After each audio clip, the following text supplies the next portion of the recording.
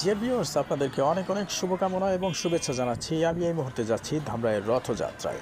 রথের মেলা এটি 1 মাস ব্যাপী চলে থাকে ধামরাইয়ের এই রথ।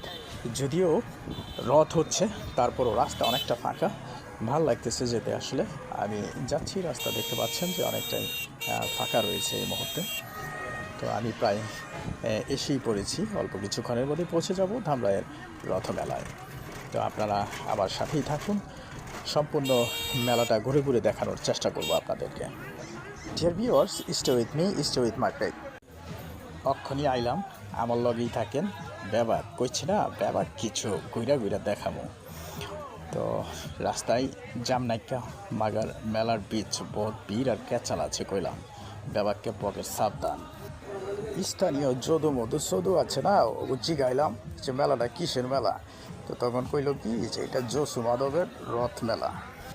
ব্যাপার কেনা কি এটা জসু মাধবের রথ টান কয়।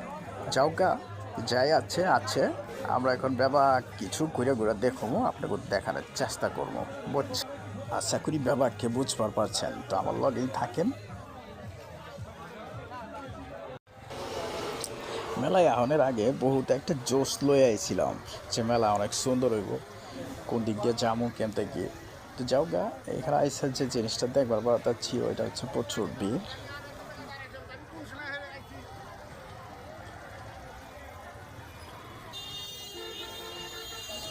ডিয়ার ভিউয়ার্স, জাগুগত বিষ বেদনা আছে, তারা সাবধান।